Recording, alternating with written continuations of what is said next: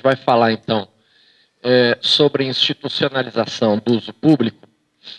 E, então, antes de entrar no tema diretamente, fazer um breve introito, colocando que a relação de uso das florestas no Brasil ela é normatizada já desde muito tempo, exatamente porque o nosso processo de desenvolvimento, desde o período da colonização, ele é baseado no uso de recursos naturais. Portanto, a gente tem, desde os tempos de colônia, normas dispondo sobre o uso.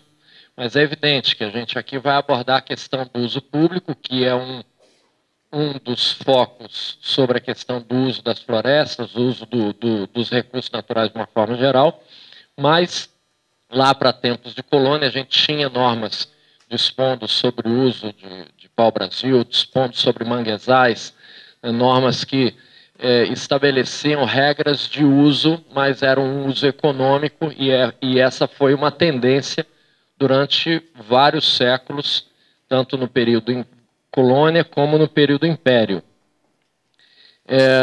No período império, evidente, as normas que dispunham sobre esse acesso, elas tinham natureza mercantilista, ou seja, o uso era regrado como o uso de mercadorias, então a natureza era tratada como mercadoria e, portanto, as normas tinham essa referência, o uso econômico, o uso comercial de algumas espécies em especial, mas a gente tem alguns registros já no período do Império que aproximam de alguma forma com os fundamentos do conservacionismo. Então, nessa época já tinha algumas poucas iniciativas, e uma importante foi exatamente a de criação de duas figuras que a gente não pode, evidentemente, classificar como categorias de conservação, mas que guardam semelhanças, que foi, em 1861, a criação das florestas protetoras da Tijuca e das Paineiras, onde hoje se localiza o Parque Nacional da Tijuca.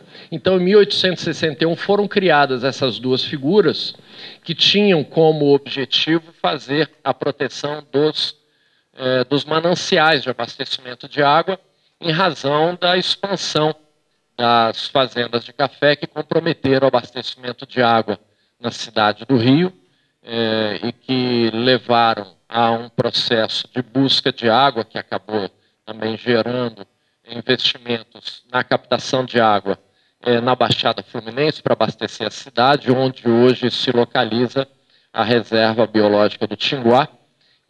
Então, quando acabou a água na Tijuca, os engenheiros que assessoravam o imperador, André Rebouças, o Paulo de Fronten, fizeram um projeto para buscar água no Tinguá e montar as primeiras captações nessa época de 1860, 1870, na região da Baixada Fluminense. Essas captações ainda existem dentro da reserva biológica do Tinguá, não abastecem mais a cidade do Rio, mas são responsáveis por um abastecimento de qualidade, com baixíssimo investimento, porque não tem que fazer praticamente nenhum tipo de tratamento da água na reserva biológica do Tinguá. Mas é importante comparar que a gente tem o que deu origem ao Parque Nacional da Tijuca, que foi a criação dessas duas primeiras florestas protetoras, antecedeu a criação do primeiro Parque Nacional no mundo, que foi o Yellowstone, em 1872.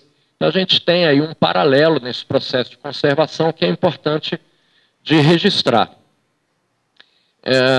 Já no período republicano, a gente tem uma tendência à apropriação dos recursos naturais em razão desse novo regime político, jurídico, que se iniciou com um perfil de um Estado liberal, um Estado que deveria assegurar, garantir liberdades individuais, e que a propriedade privada tinha um simbolismo muito forte E nesse período que também tem uma transição importante no modelo econômico brasileiro, que era eminentemente agrário exportador e que transita para a economia urbana industrial, que, portanto, nessa mudança de modelo, ela já estabelece a previsão de uma pressão maior sobre alguns elementos naturais, especialmente sobre florestas, sobre água e sobre os recursos minerais, que eram exatamente os meios que se tinham para dispor para atrair investimentos para essa transição, né, para construir cidades, para construir os processos industriais.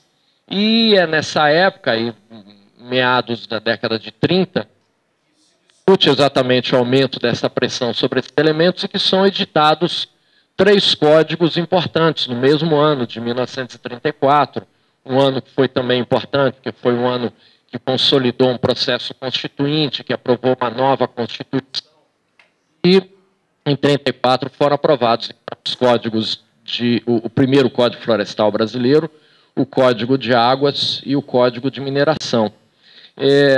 E os 3 códigos, a parte de qualquer regra de proteção, eram códigos que disciplinavam o uso desses recursos, de forma relativamente distinta, especialmente o Código de Águas, que naquela época permitia a categoria de águas privadas, hoje não, hoje todas as águas são de uso público, e na edição desse Código de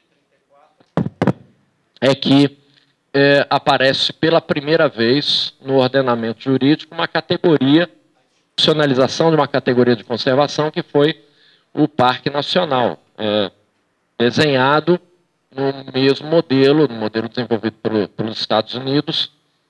E aí aparece, então, quando se disciplina no Código Florestal os tipos de florestas existentes, um foco muito grande na criação de florestas para exploração econômica, mas à parte se cria a figura do Parque Nacional como modelo de proteção de florestas, e se cria algumas outras figuras. Ainda não se criou naquela época as áreas de preservação permanente, mas o Código de 34 previu a figura da reserva legal florestal, não com esse nome ainda, mas ela obrigava o proprietário rural manter em qualquer área, e diferentemente da regra atual, em qualquer área manter 25% da propriedade com cobertura florestal. Então, algumas regras de proteção aparecem em 34, mas ainda a ideia ainda era muito forte sobre o uso econômico, e aí não se discutia, não tinha, né, uma previsão de viabilização de uso público. Passando alguns anos, a gente chega num cenário mais próximo do atual, nas décadas de 60, 70, em 65 a edição do novo Código Florestal, que revogou aquele Código de 34, e aí o novo Código já traz previsões mais próximas das políticas atuais, criando as áreas de preservação permanente, estabelecendo com mais clareza os conceitos de reserva legal florestal, que depois foram reformados. Ali aparece como novo Código Florestal, mas, na verdade, esse nome é para o velho Código, é o Código de 65. Ele é chamado de novo, ele era nominado de novo Código Florestal, porque revogou de 34. E, na verdade, essa nova lei, a 12.651 de 2012, ela não é mais um Código Florestal. Ela revogou o Código Florestal, ela não tem sequer esse nome, é uma lei que disciplina o uso das florestas brasileiras, mas não é mais chamada de Código Florestal. Mas, por uma questão de identidade, a gente continua reproduzindo esse nome, só que não temos mais um Código Florestal, temos mais uma lei florestal que disciplina o uso das florestas, estabelecendo princípios que são diferentes daqueles que originariamente instituíram as políticas de conservação, porque hoje essa lei 12.651 tem como um dos seus princípios a valorização do da agropecuária como princípio da política florestal brasileira, ou seja, completamente na contramão de qualquer política de conservação. Hoje a lei florestal tem como um princípio fortalecer a agropecuária, a política agropecuária brasileira. E fragilizando a proteção das reservas legais, das áreas de preservação permanente. Mas também nesses tempos recentes a gente teve a aprovação da lei do SNUC, a lei que instituiu a gestão de florestas públicas e algumas outras normas associadas. Portanto, hoje nós temos um ordenamento ligado ao uso de florestas de uma forma geral, ao uso de recursos naturais, e toda a disciplina que se tem com relação às políticas ambientais, elas estão relacionadas ao uso.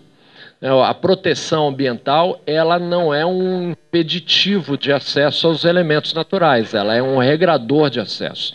Então, todo o ordenamento hoje ambiental é voltado para o uso dos recursos naturais, para o disciplinamento desse uso.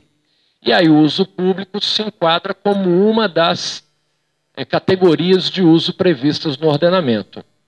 E, finalmente, a Constituição Federal, que estabeleceu um conjunto de princípios constitucionais que dá base para grande parte do nosso ordenamento atual. Aqui é evidente que não é para que a gente faça a leitura, mas esse texto da Constituição Federal, que é o do capítulo do meio ambiente, que abre uma série de previsões para a normatização e a institucionalização das políticas públicas atuais com relação à proteção ambiental. Então, estabelece no caput do artigo 225 o conceito do meio ambiente como um direito difuso, dizendo que todos têm direito ao meio ambiente ecologicamente equilibrado, bem de uso comum do povo e essencial à sadia qualidade de vida. É importante essa expressão bem de uso comum do povo, porque a gente está falando de uso público, está falando de disciplinamento do acesso a recursos naturais e portanto, entendendo que esse disciplinamento ele regra o uso desses recursos, e a Constituição, que é a norma superior, ela estabelece que o meio ambiente ecologicamente equilibrado é um bem de uso comum do povo.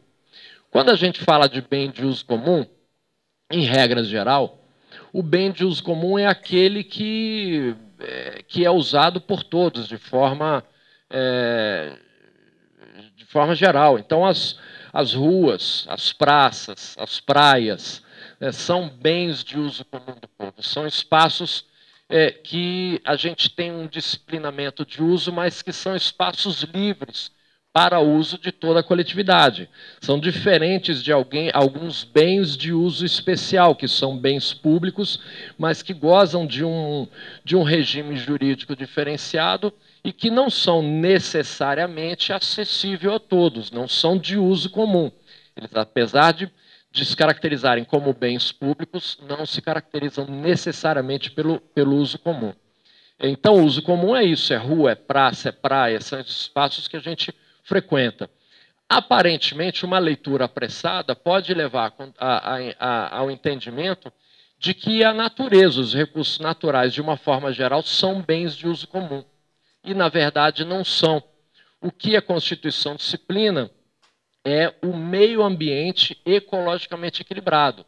Se a gente vai no conceito legal de meio ambiente, que está na Lei 6938, ela ali disciplina o conceito como uma coisa vaga. Ela estabelece que é o conjunto de condições, leis, interações e influências de ordem física, química e biológica que permite, abriga e rege a vida em todas as suas formas. Então é diferente do que a gente chama de floresta, de água, de solo, de subsolo, de atmosfera. Esses a política ambiental estabelece como recursos ambientais. Então, ali ela não está dizendo que os recursos são bem de uso comum do povo, está dizendo que o meio ambiente ecologicamente equilibrado que é bem de uso comum do povo. E, portanto, a gente pode fazer a leitura de que o que o Constituinte quis dizer foi exatamente dos serviços ambientais prestados pelo meio ambiente ecologicamente equilibrado, ou seja, a produção de oxigênio, a manutenção do clima, a fertilidade do solo, enfim, todos esses serviços que nós buscamos identificar e qualificar como serviços ambientais, esses sim são bens de uso comum do povo. Agora, os recursos naturais não são bens de uso comum do povo, porque alguns são passíveis de apropriação privada, outros de concessão para exploração privada, ou seja, eles seguem um regime especial de uso e não vão se caracterizar nessa lógica. E então, depois de definir que todos têm esse direito, o parágrafo 1º estabelece quais são as incumbências do poder público. E aí, no campo da conservação, a gente encontra vários deles. Preservar e restaurar os processos ecológicos, preservar a diversidade e a integridade do patrimônio genético. No 7, proteger a fauna e a flora.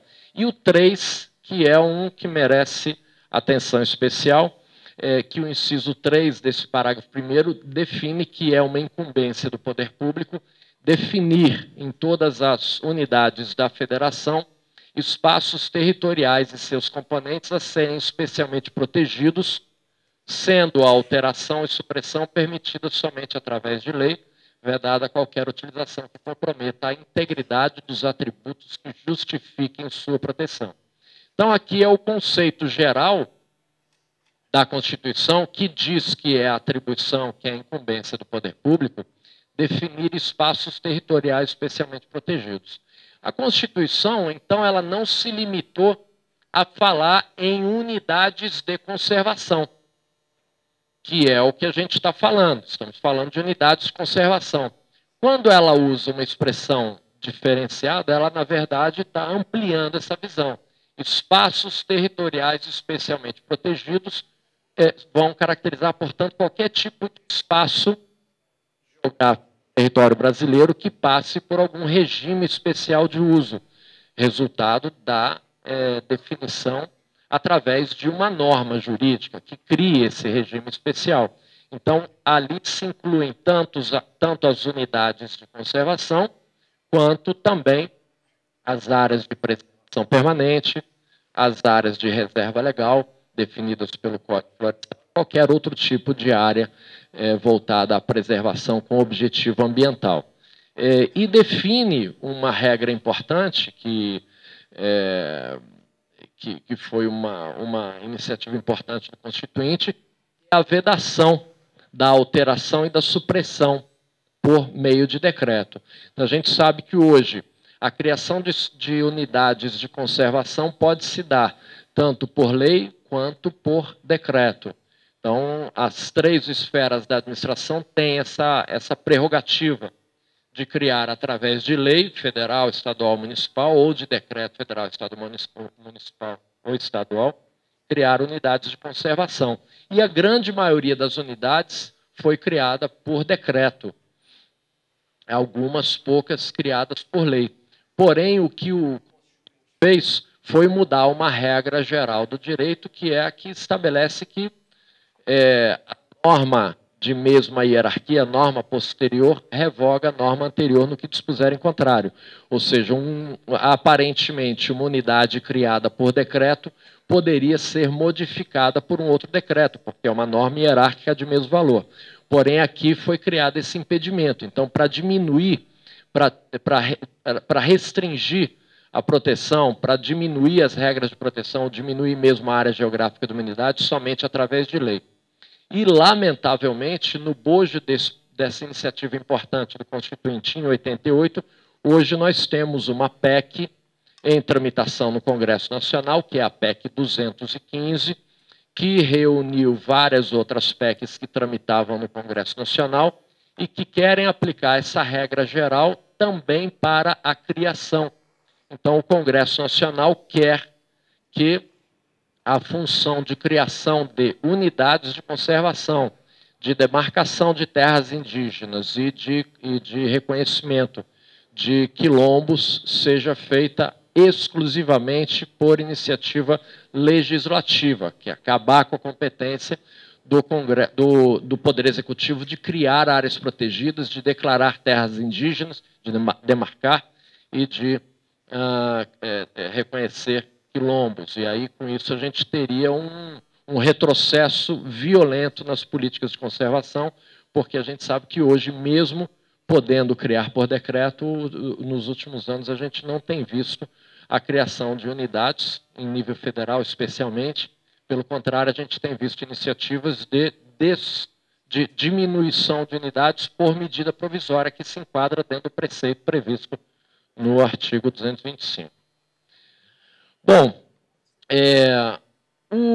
a lei do SNUC, então, regulamenta a Constituição Federal e vai disciplinar aquela previsão estabelecida no inciso 3 do parágrafo 1º do artigo 225. E aí a Lei 9985 de 2000, ela então entra em vigor estabelecendo conceitos variados que ajudam na interpretação da norma, define objetivos, 13 objetivos, dentre eles favorecer condições e promover a educação, a interpretação ambiental, a recreação em contato com a natureza e o turismo ecológico. Estabelece 13 diretrizes, dentre elas a diretriz que busca o apoio e a cooperação de organizações não governamentais, de organizações privadas e pessoas físicas para o desenvolvimento de estudos, pesquisas científicas, práticas de educação ambiental, atividades de lazer e de turismo ecológico, monitoramento, manutenção e outras atividades de gestão das unidades de conservação. Essas duas, esse objetivo específico e essa diretriz específica, se aplicam, elas dão a base legal para a regulamentação do uso público. Agora, se a gente compara, é evidente que também não dá para ler, mas se a gente compara com um conjunto de objetivos, o que vai se referir ao uso público é um deles, um dentre os 13. A regra geral é a previsão de manutenção de biodiversidade, garantia dos processos ecológicos, etc. O uso público é um deles. A mesma coisa com as diretrizes. A gente tem uma delas que, de forma genérica, dá o fundamento para o uso público. Bom, temos dois grupos de unidades, as de proteção integral de uso sustentável, que se diferenciam pela questão do acesso, do uso direto ou indireto dos recursos naturais. As unidades de proteção integral não permitem o uso direto e as de uso sustentável estimulam o uso direto.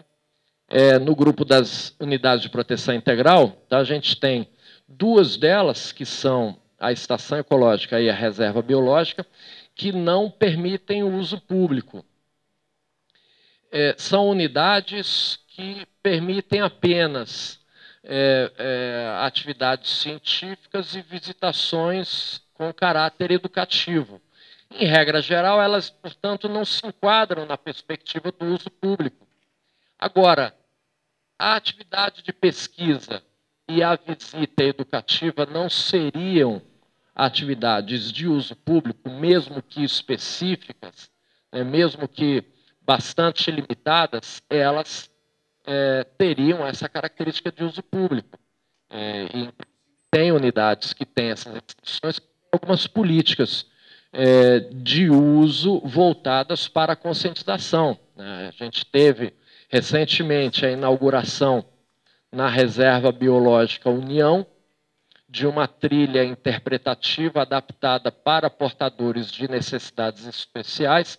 É uma unidade, é uma reserva biológica federal, localizada ali na região de Silva Jardim, Casimiro de Abreu, implantou essa política, que a gente pode chamar de uso público, com o apoio do INEA, com recursos de compensação ambiental estadual, por via do Fumbio, e implementou, portanto, uma política que é voltada ao uso público, mas com objetivo educativo. Mas mesmo tendo essa restrição geral, a gente pode caracterizar que elas têm um perfil que permite, de forma restritiva, pouquíssimas atividades de uso público. Das demais, o Parque Nacional Estadual, o Parque Natural Municipal, é a categoria que tem intrínseca nos seus objetivos a previsão do uso público. Então, os parques não cumprem seu papel institucional se não proverem uso público. Ou seja, se a gente tem um parque nacional, um parque estadual ou um parque natural municipal que está com sua integridade ambiental garantida, mas que não provê políticas e meios de uso público, ele não está cumprindo seu objetivo institucional, porque ele é uma categoria voltada essencialmente para garantir a integridade dos recursos ambientais, porém também garantir o uso público, a recreação, as atividades em contato com a natureza, etc.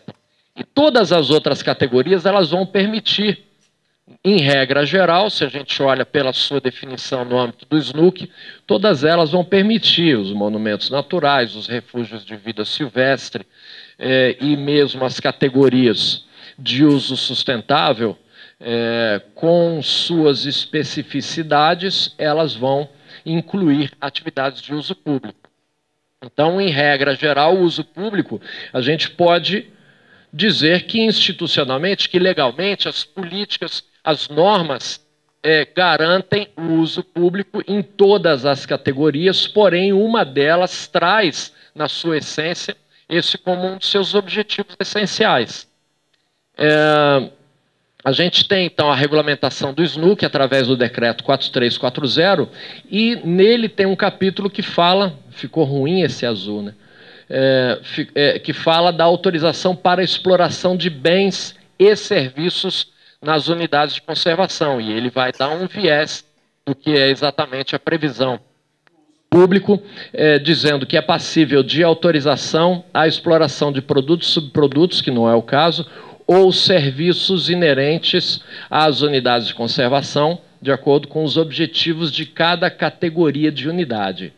E aí diz que vai definir como produtos, subprodutos ou serviços inerentes à unidade de conservação, no inciso 1, aqueles destinados a dar suporte físico e logístico à sua administração e à implementação das atividades de uso comum do público, tais como visitação, recreação e turismo.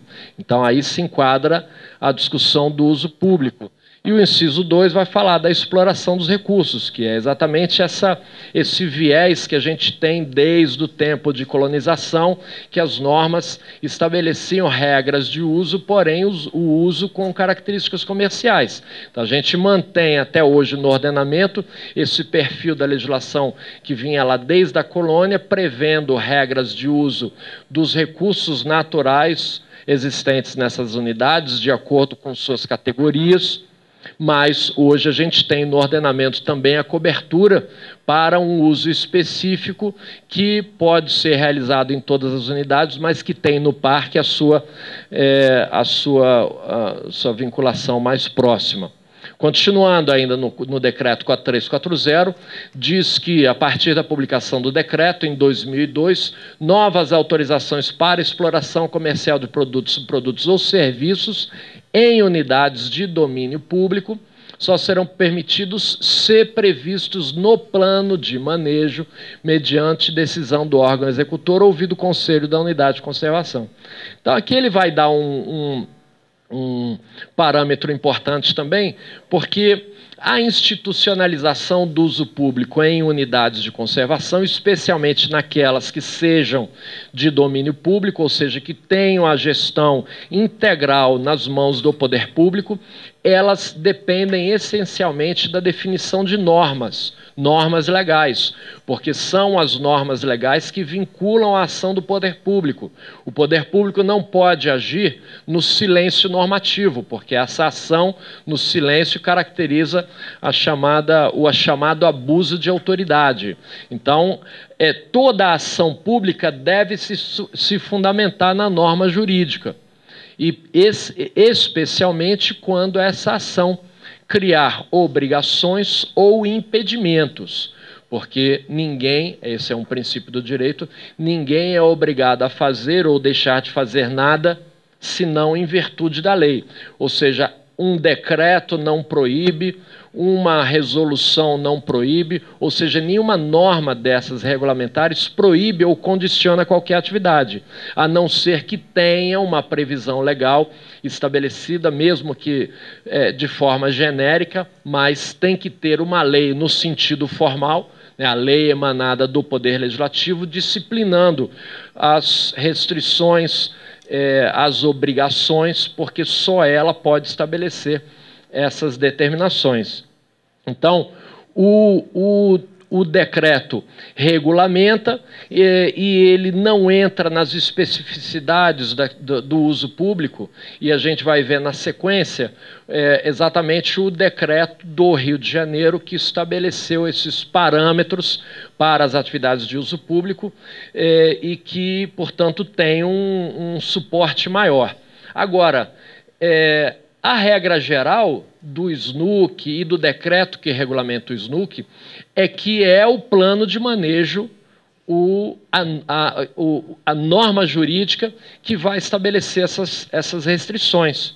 Então, a lei disse do plano de manejo, o decreto dispôs sobre ele e atribuiu a ele o poder para disciplinar o uso da unidade de conservação, respeitadas as características de cada categoria. Então, o plano de manejo é a regra imediata, aquela que a unidade de conservação tem de forma imediata para disciplinar o uso do seu interior, portanto, qualquer atividade que se desenvolva lá. Agora, é importante, para além do plano de manejo, que é específico, que é pontual, e que, na nossa realidade atual, várias unidades não possuem ainda o seu plano de manejo, é importante que haja as regras gerais, definindo, caracterizando o conceito de uso público, especificando quais atividades que se enquadram nos parâmetros de uso público. E quando a gente faz esse detalhamento, é que a gente faz a conclusão de que mesmo aquelas que têm maiores restrições de acesso, como as reservas biológicas e as estações ecológicas, permitem uma categoria de uso público. Então, aqui no decreto também fala do uso de imagens de unidade de conservação com finalidade comercial, estabelecendo que ele será cobrado conforme estabelecido em ato administrativo. Então, a norma deu suporte para os órgãos gestores estabelecerem essa cobrança. Disse que também, quando a finalidade desse uso de imagem for científica, educativa ou cultural, o uso será gratuito.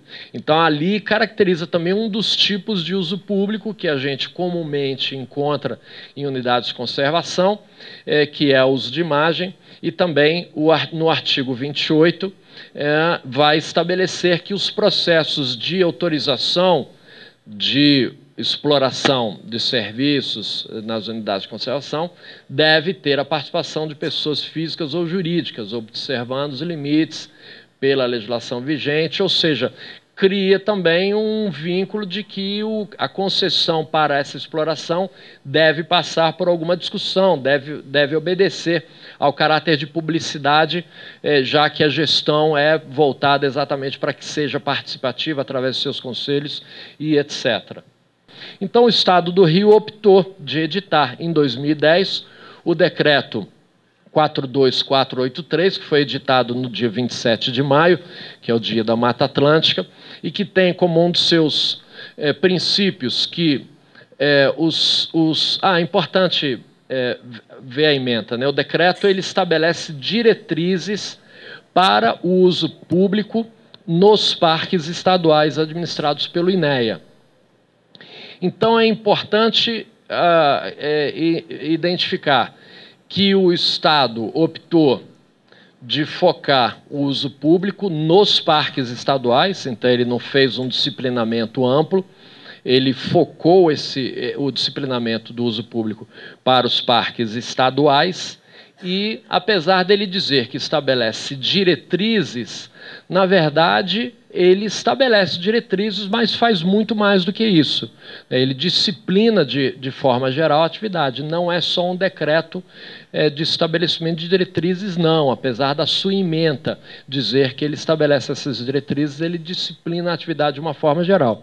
Então, ele vai estabelecer como um dos seus princípios que os parques são unidades de conservação e proteção integral que admitem a visitação com fins recreativos, constituindo um valioso instrumento de proteção ambiental através do desenvolvimento da consciência ecológica de seus praticantes e que o acesso a tais unidades deve ser garantido de forma democrática, respeitadas as restrições contidas em seus planos de manejo e nos atos normativos pertinentes. Então, mais uma vez, o plano de manejo sendo reforçado como instrumento direto de gestão desses espaços. E define, no decreto, ele faz a definição do conceito de uso público. Então, diz que o uso público é a visitação com finalidade recreativa, esportiva, turística, histórico-cultural, pedagógica, artística, científica e de interpretação e conscientização ambiental que se utiliza dos atrativos dos parques estaduais e da infraestrutura e equipamentos eventualmente disponibilizados para tal. Então, aqui a gente já conta com uma definição legal do conceito de uso público que estabelece essa ideia geral e depois o próprio decreto vai especificar mais. Então, outros princípios. Os parques estaduais são bens de uso comum da sociedade. Então, aqui ele já vai usar a mesma expressão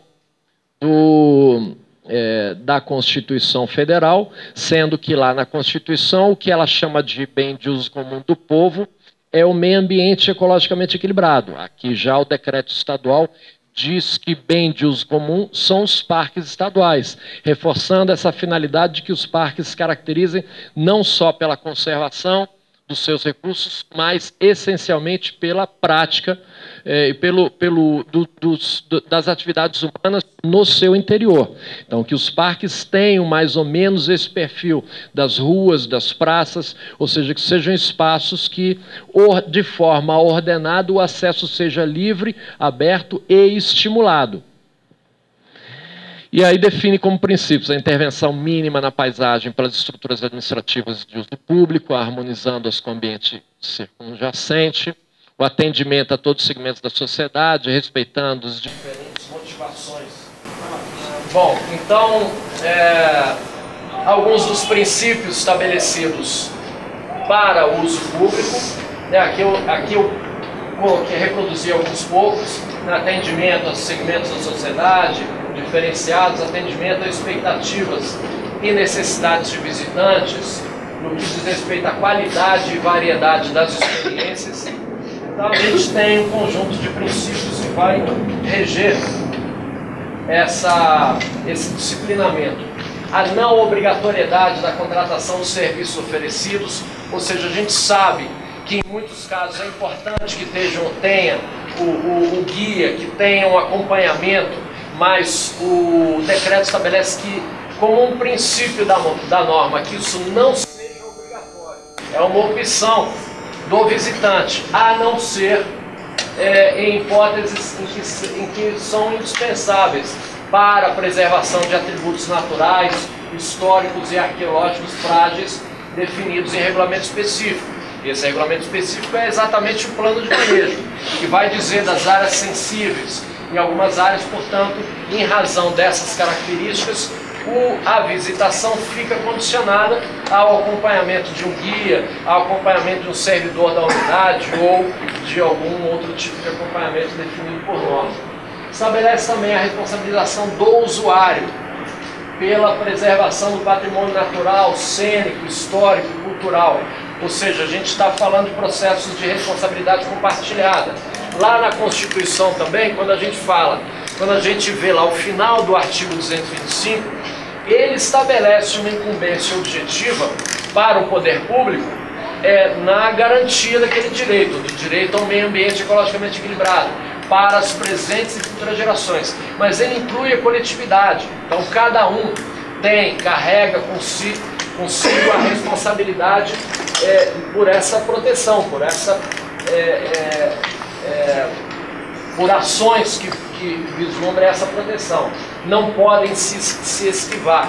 Portanto, eles têm responsabilidade e isso é dito expressamente.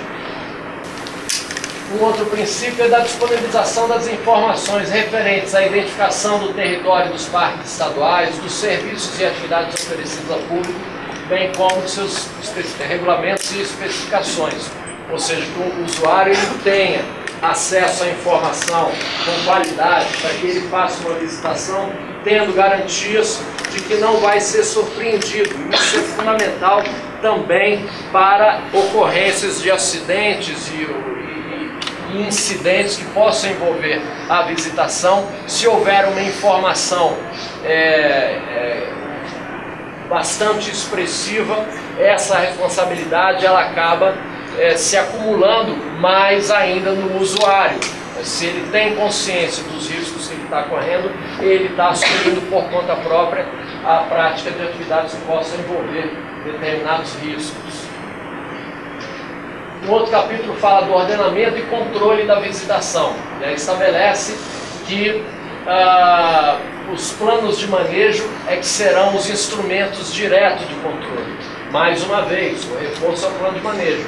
Mas diz que se não houver plano de manejo elaborado, deverá haver um plano provisório de uso público. Então essas unidades que não têm o seu plano de manejo devem minimamente regrar até que o plano exista os tipos de visitação. E, portanto, a gente vê que desde a lei do SNUC, o plano de manejo vem aparecendo como um instrumento direto de regramento da visitação. Portanto, um parque estadual que não tenha plano de manejo, ele não tem o regramento específico exigido, determinado pelo ordenamento jurídico para aquela prática.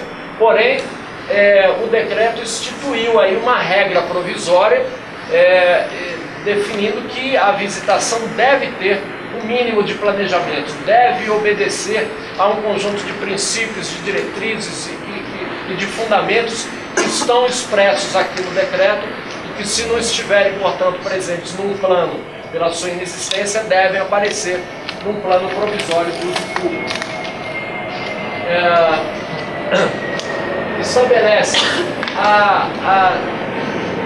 a necessidade de instituir controle de visitação, porque é através do controle que se estabelece as políticas prioritárias. É quando você identifica as áreas com maior índice de visitação, que são as áreas que devem ter o investimento prioritário nas políticas de monitoramento, de manutenção de equipamentos, de estruturas, de trilhas.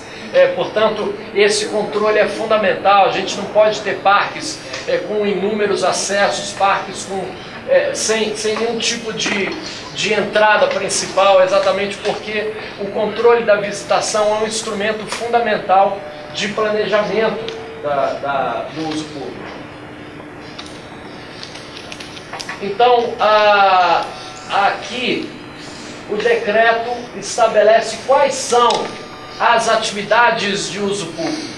Então ele lá no início definiu o conceito. A gente já tem uma norma que estabelece um conceito geral sobre uso público. Mas aqui ele entra num aspecto fundamental, que é exatamente a descrição das atividades consideradas de uso público. E aí visitação para lazer e recreação, esportes de aventura, esportes radicais, turismo de aventura, ecoturismo, educação ambiental, interpretação ambiental, pesquisa científica, atividades artísticas de fotografia, filmagem e artes plásticas e outras atividades compatíveis com os propósitos e objetivos dos parques estaduais a critério do INEA. Daqui a gente tem essa definição geral sobre as atividades. O decreto ele tem também uma parte que ele define conceitos. E essa é uma estratégia fundamental nas normas jurídicas, especialmente as normas ambientais, porque a gente está falando de uma matéria que é transdisciplinar e que, para a compreensão das suas regras, é necessário que haja uma discussão sobre questões que seguem definições técnicas, especialmente se a gente pensar que quem aplica a norma jurídica não tem conhecimento ambiental.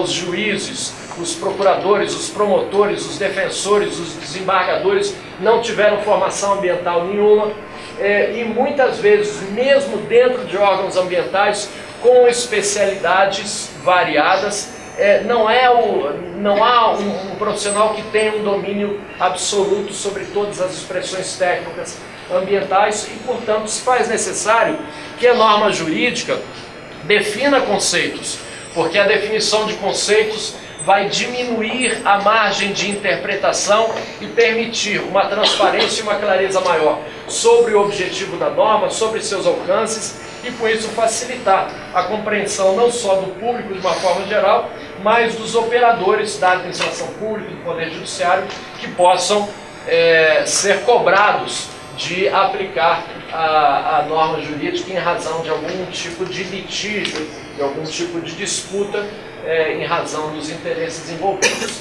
Então, o decreto ele define o que são os esportes de aventura, o que são os esportes radicais, o turismo de aventura, o ecoturismo. Ele vai definir esses conceitos e vai diferenciar alguns que, em regra geral, nessa leitura objetiva, podem parecer a mesma coisa, mas que, na verdade, têm definições distintas e o decreto faz esse exercício e isso é importante para a compreensão.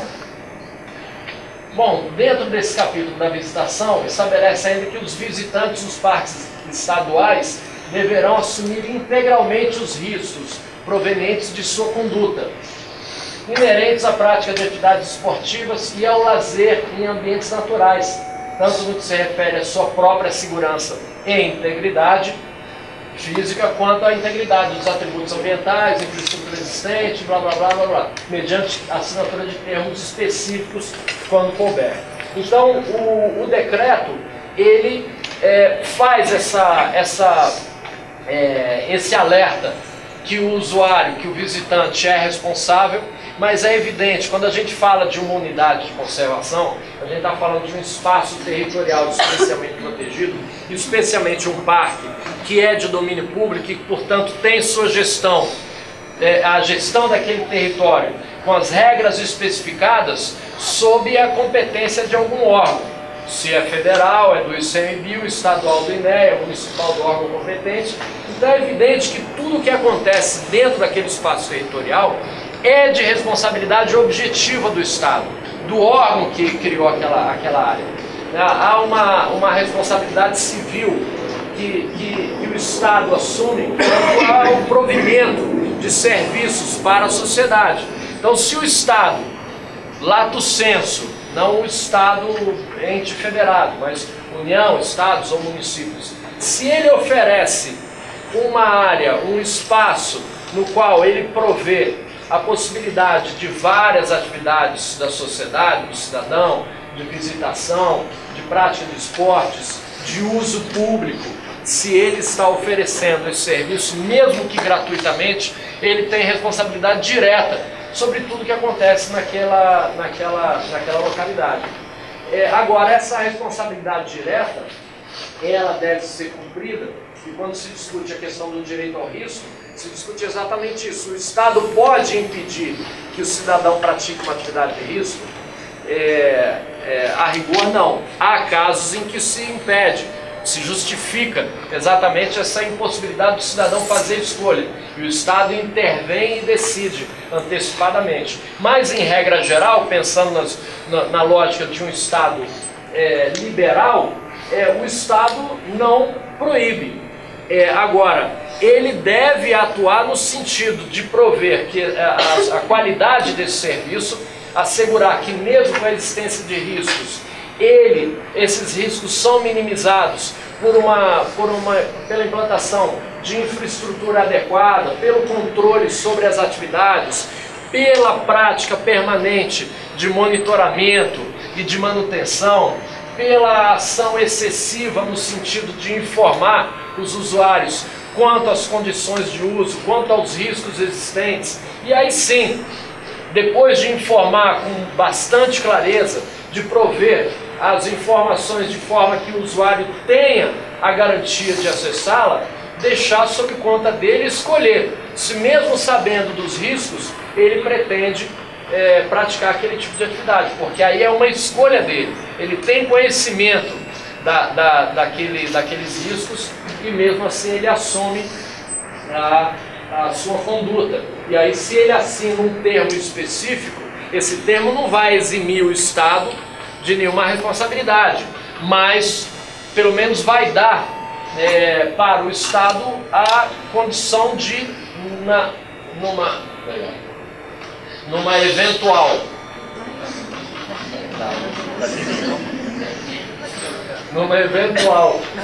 ocorrência de incidentes qualquer, que ele, numa cobrança de indenização, o Estado se defenda, comprovando que alertou, que ofereceu o serviço de forma segura e que foi uma fatalidade, que foi uma escolha do usuário. E aí ainda vem complementando, dizendo que o Estado e o INEA estarão isentos de qualquer responsabilidade em caso de acidentes com visitação dos parques estaduais, praticantes ou não de esporte de aventura, esportes radicais e turismo de aventura. Evidente, é um esforço do Estado de eximir sua responsabilidade.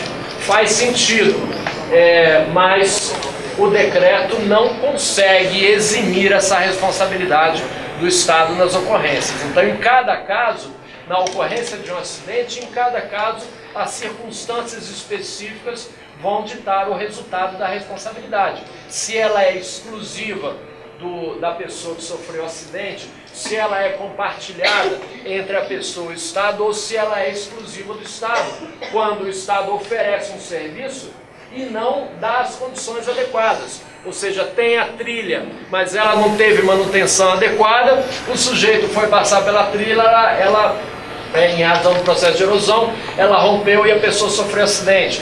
Tem uma estrutura montada, ela sofreu o efeito do tempo, passou por corrosão, a pessoa se garantiu naquela estrutura e sofreu acidente. Aí é evidente, a responsabilidade é exclusiva do Estado.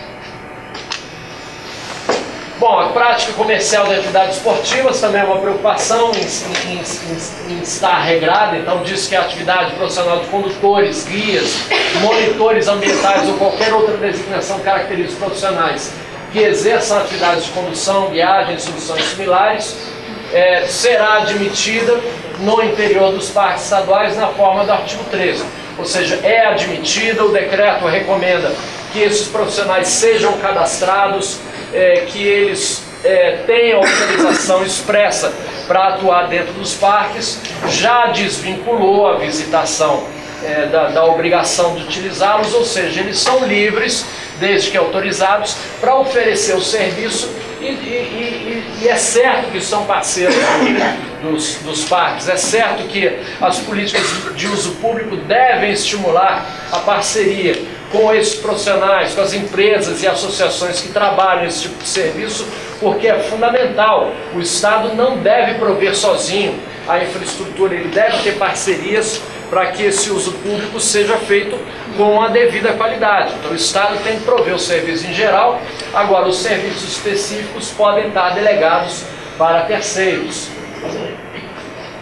E aí, exatamente aqui, o que aparece no artigo 13, que os serviços oferecidos aos visitantes poderão ser disponibilizados diretamente pelo INEA, ou seja, o INEA pode estabelecer serviços através dos seus meios, através dos seus servidores, ou ele pode delegar a instituições públicas, privadas ou organizações civis, mediante os instrumentos da concessão, permissão ou autorização de uso, observando-se, quando cabível, o procedimento licitatório e demais formalidades previstas em lei.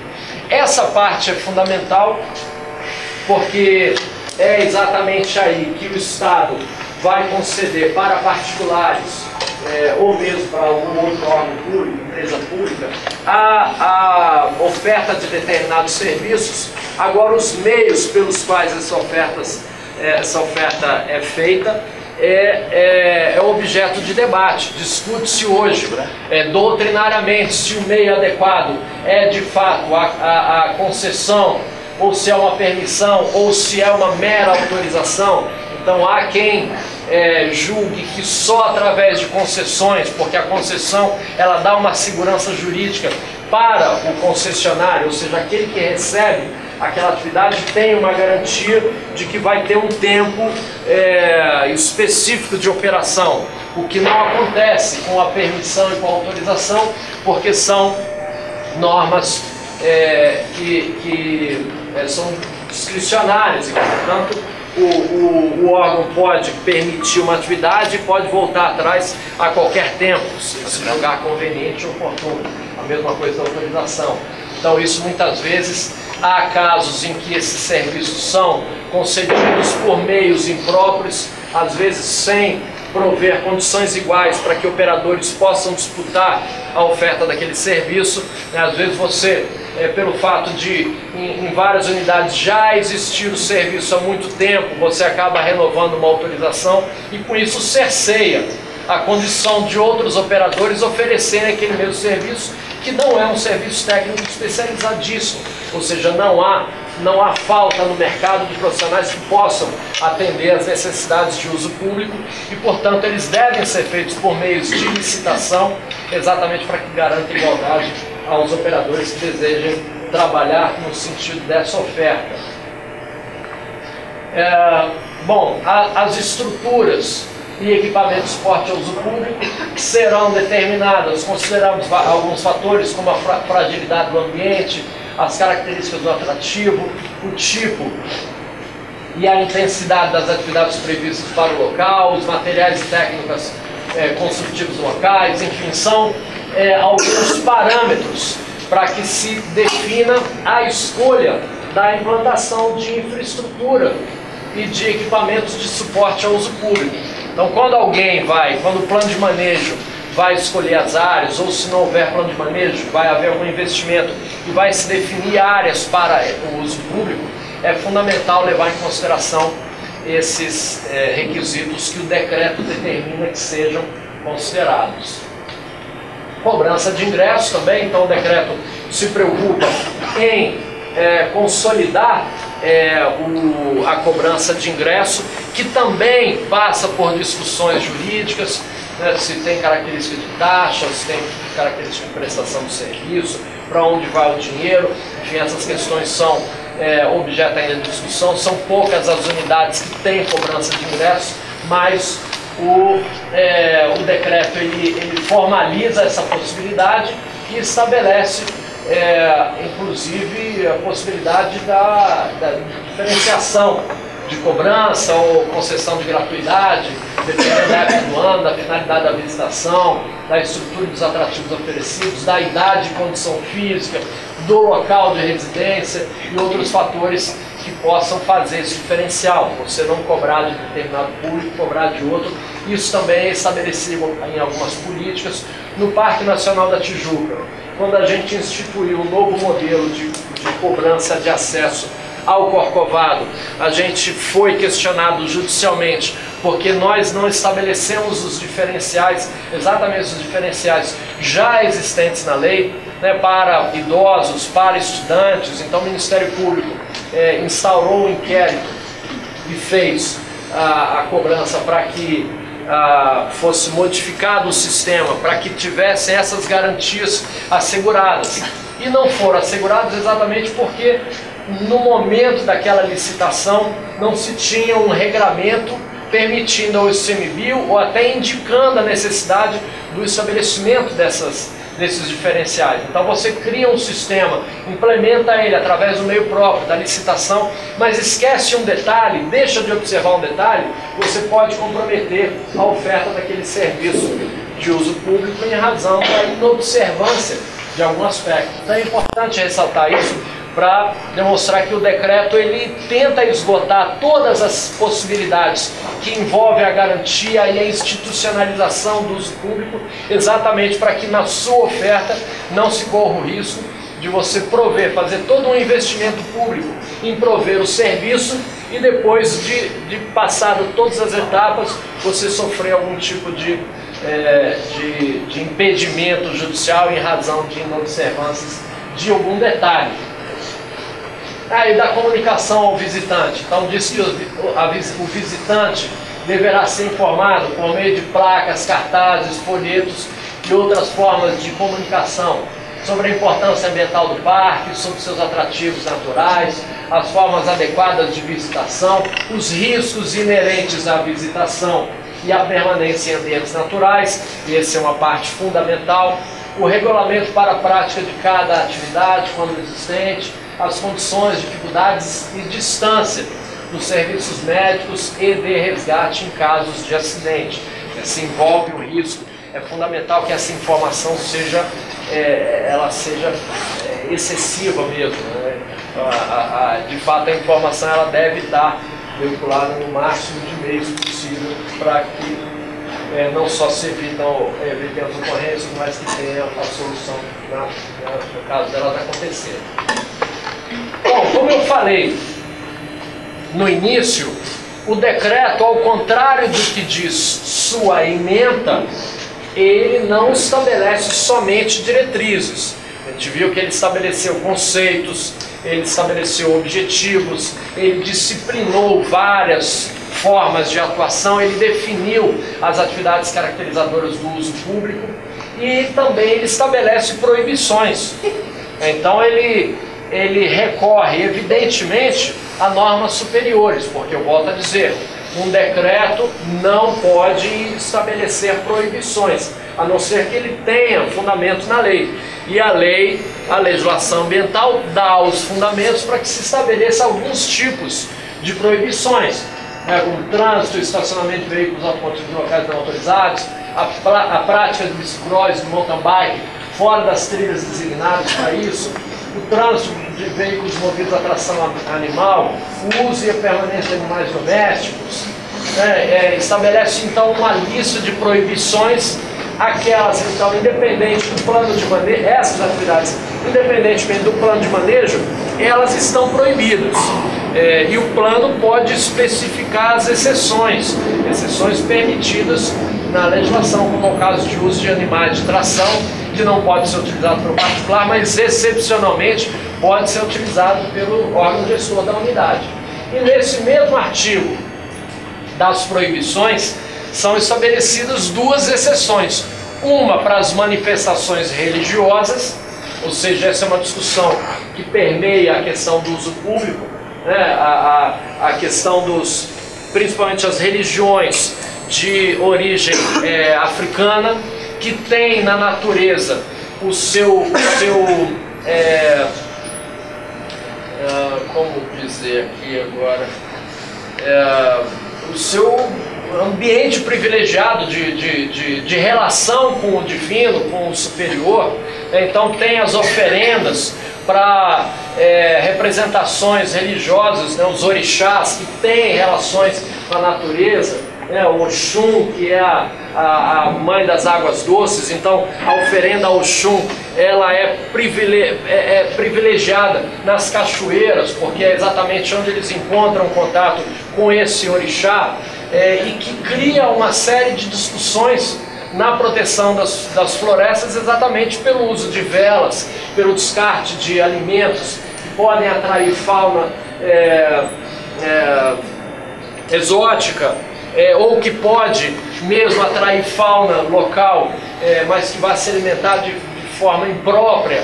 Então essas discussões permeiam vários parques, como o Parque da Tijuca, como a Reserva Biológica do Tinguá. Então vários encontros, alguns deles promovidos pelo INEA, levantaram essa discussão, produziram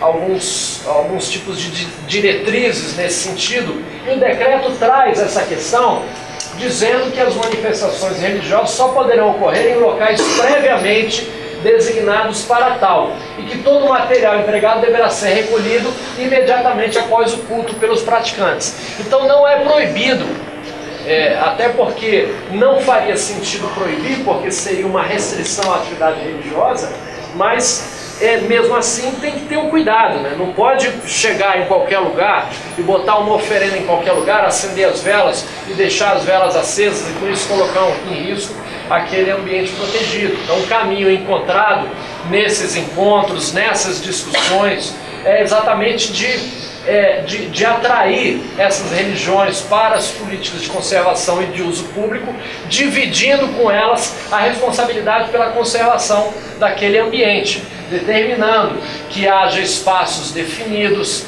que esses espaços sejam trabalhados por essas culturas, por essas religiões, como os espaços para suas práticas religiosas, que elas tenham uma conduta responsável de retirar. Agora, essa de fato é a parte mais complicada, porque elas levam lá para oferecer para o orixá, elas não vão levar de volta. Então, normalmente leva e deixa lá para o orixá, e aí cabe a manutenção da unidade e depois sair recolhendo. No caso lá do Parque da Tijuca, tem um pessoal que gosta de recolher ali na curva do Violão, que é onde tem mais concentração. O pessoal gosta muito das bebidas deixadas nas ofertas. Eles já fazem um trabalho voluntário lá, que se alimentam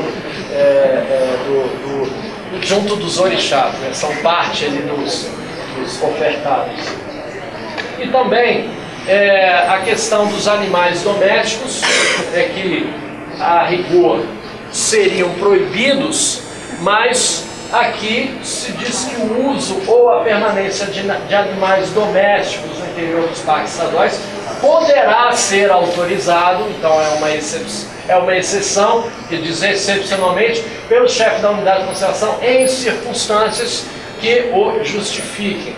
Ele pode autorizar excepcionalmente, mas tem que justificar. Competições esportivas, já caminhando para o final, Renato, já estou encerrando. Então a gente vê que hoje há um mercado de competições esportivas que busca exatamente explorar os esportes radicais, os esportes em contato com a natureza, em variadas modalidades. A gente tem tido aí em alguns parques o tal do Ecomotion, e que, portanto, essas atividades, elas buscam exatamente se beneficiar nas suas práticas dos resultados das políticas de conservação. Elas querem usar os espaços protegidos exatamente porque eles mantêm características naturais que permitem um tipo de prática esportiva que é procurada por um tipo específico de esportista, que quer o esporte de risco, que quer o esporte em contato com a natureza. Então hoje há um mercado forte para isso, muitos patrocinadores, e essas empresas que oferecem esses programas têm procurado vários parques no sentido de instituir dentro deles eventos, competições específicas, ou às vezes até algumas que levam um bom tempo, e aí então o decreto visou regrar também esse tipo de possibilidade, definindo que essa atividade ela poderá ser realizada mediante autorização prévia, não pode acontecer. E aí, para a realização desse evento esportivo, o representante legal do promotor do evento deve assinar um termo de compromisso ambiental, e esse termo deve dispor, das condições de realização do evento, das atividades, e incluir as medidas de caráter mitigatório e compensatório, exatamente para mitigar aqueles impactos, já que é uma atividade que envolve muita gente, vai gerar impacto, então fazer o máximo de mitigação, e para aquilo que não for mitigável, estabelecer um tipo de compensação.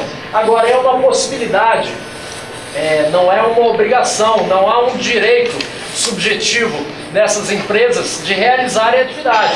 Então, se o administrador da unidade julgar que aquela atividade tem um conjunto de impactos negativos maior do que os benefícios, ele pode não autorizar, ele não vai permitir a atividade, como aconteceu com o Ecomotion em alguns lugares onde ele não foi permitido, e que onde ele se realizou, em alguns lugares há pendências exatamente em razão da fragilidade dos meios pelos quais esses eventos foram autorizados. Então aqui busca regrar, definir uma regra geral, e ainda define que é proibida a abertura de novas trilhas ou a utilização de áreas de acampamento que não estejam previstas, ou seja, estabelece duas restrições específicas. Bom, então em resumo, a gente tem o uso público hoje como um tipo de uso que a rigor pode acontecer em todas as categorias, todas as 12 categorias do sistema, mas que é característico e vinculado a uma delas específica, que é o parque, o nacional, estadual, o natural, municipal, e que portanto, ele, para que ele cumpra seu objetivo, ele deve prover as atividades de uso público. As outras não são obrigadas a prover, elas podem oferecer especificamente alguns tipos de atividades, mas o parque não. O parque ele tem que oferecer atividades de uso público. Então, é razão dessa vinculação com a categoria do parque, que no caso do decreto do Rio especificou que as políticas de uso público estão direcionadas somente para os parques estaduais, é que a gente precisa ter esse regramento em nível geral, em nível nacional, regrar as atividades de uso público para que as políticas específicas, para que os planos de manejo das unidades tenham as previsões específicas. No caso do Rio de Janeiro, a gente teve uma evolução, porque temos o decreto que estabeleceu as regras gerais, e aí facilita tanto na inserção dessas regras no âmbito dos planos de manejo, ou mesmo permite em condições específicas que mesmo os parques que não tenham plano de manejo, seguindo a diretriz daqui, estabeleçam um plano específico, um plano provisório de uso público para regrar e para dar, portanto, o resultado, a sua finalidade principal de conservar o meio ambiente e de estabelecer as práticas de uso público. Então, essa é a apresentação geral, espero que tenha trazido uma...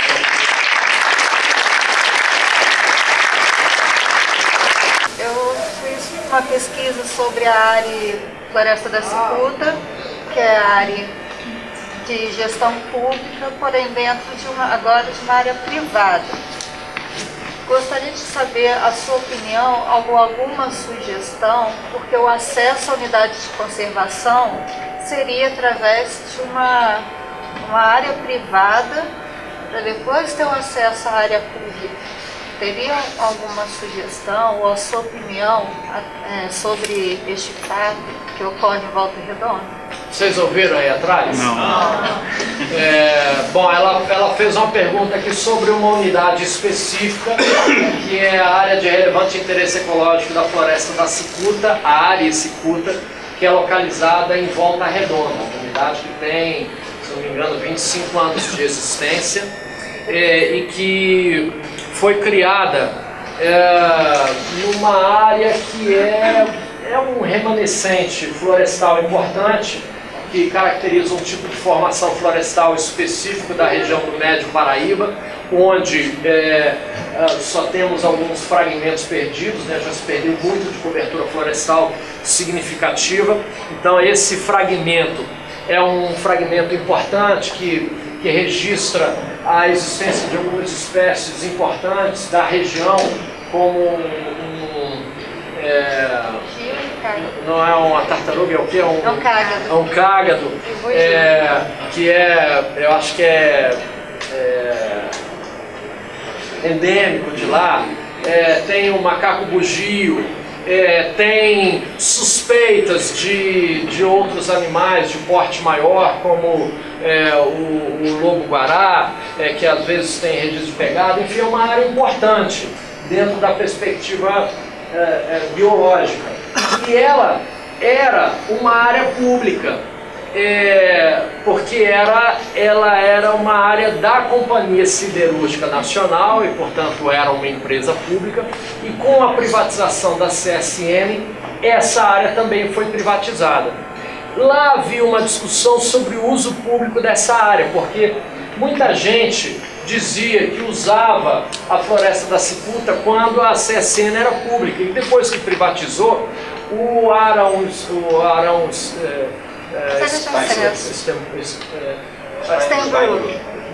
o presidente lá, o dono lá da CSN, ele pegou a casa que ficava lá, que o pessoal fazia caminhada e tal, e pegou para ele. Mas, na verdade, essa área que as pessoas caminhavam, que tinha essa casa, elas não são parte da unidade. Ali as pessoas têm o hábito de chamar de Floresta da Cicuta, mas ali não é a unidade de conservação. E a área é uma unidade muito frágil, né? Ela não tem muito um objetivo claro. Ela é como uma espécie de uma área transitória. Assim, se a gente lê a formatação da área no SNUC, ela é tipo aquela unidade que você vê que ela que tem uma área importante, você não sabe o que vai fazer, cria uma área e depois vê o que faz com ela. Então ela não tem muito objetivo assim. Qual é o objetivo da área da cicuta? É manter aquele fragmento. Agora, tem políticas de uso público? Não, não tem. Ela não teve nenhum nível de implementação durante 22 anos, mais ou menos. Ela existia no papel e não tinha nenhum tipo de implementação. Mas ela não corria risco porque era uma área cercada. E agora corre menos ainda porque ela é uma área altamente vigiada. Então os vigias lá da CSN não permitem que ninguém chegue perto da floresta cicuta, ela está bem protegida. Agora não tem nenhuma política de uso público. Ali, de fato, tem alguns caminhos a serem definidos. O ICMBio, ele meio que quer se desfazer desse tipo de unidade de conservação que não tem muito objetivo e que não tem um tamanho relevante.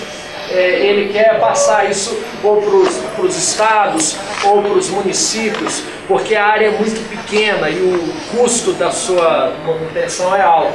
Então o ICMBio assim, caminha um pouco no sentido de tentar repassar a cicuta para alguém. Tem gente que defende que a CSN crie ali uma RPPN, ou que faça uma gestão compartilhada. A CSN não quer muito isso não. Então, enfim, eu não sei o que te responder, o negócio ficou meio inócuo. Vamos ver se o André aí que... É só um complemento à tua resposta, que vai bem na direção do que ela perguntou, é que existe um importantíssimo projeto de lei tramitando na Assembleia Legislativa do Rio, já aprovado em primeira votação, está indo para a segunda, com parecer favorável de todas as comissões em que passou, de autoria do deputado Bernardo Rossi, de Petrópolis, e esse projeto define o trânsito de pessoas por propriedades privadas para acesso a sítios naturais relevantes, a cachoeiras, a trilhas de montanhas, a mirantes, enfim, aonde houver um atrativo natural relevante que esteja dentro de uma propriedade privada ou cujo acesso seja através de uma propriedade privada, venha a ser garantido por lei. Claro que não livremente. Primeiro deve ser pactuado entre os interessados e o proprietário, e se isso não puder, o poder legislativo, o poder executivo municipal deve ser invocado, e na ausência desse, o estadual. Esse projeto, ele é o rebatimento do outro, que também está correndo parecer favorável no Congresso, originalmente de autoria do Gabeira. Depois que o Gabeira saiu de lá, ele veio a ser encampado pelo Sirquis, que aparece como autor, é o Alfredo Sirquis. Tem tido um trânsito também muito bom nas comissões por onde tem passado, e ambos são inspirados numa lei revolucionária que houve na Inglaterra, que é o Crown Act, é o Countryside and Rights of Access Act, que decorreu da luta dos caminhantes ingleses, que lá a caminhada é uma atividade muito forte, expressiva, e que encontravam obstáculos em propriedades privadas, e eles fizeram uma série de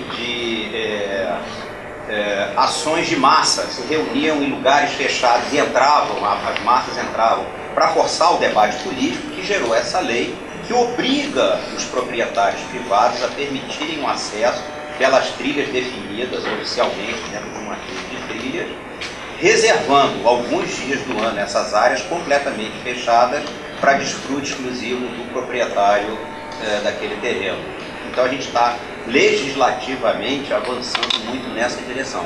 Complementando, é uma discussão com relação ao acesso a essas áreas, e aí entra aquela discussão sobre áreas de uso público, áreas de uso comum e etc. Ou seja, hoje a gente tem a discussão sobre as servidões que são obrigatórias para as áreas de uso público.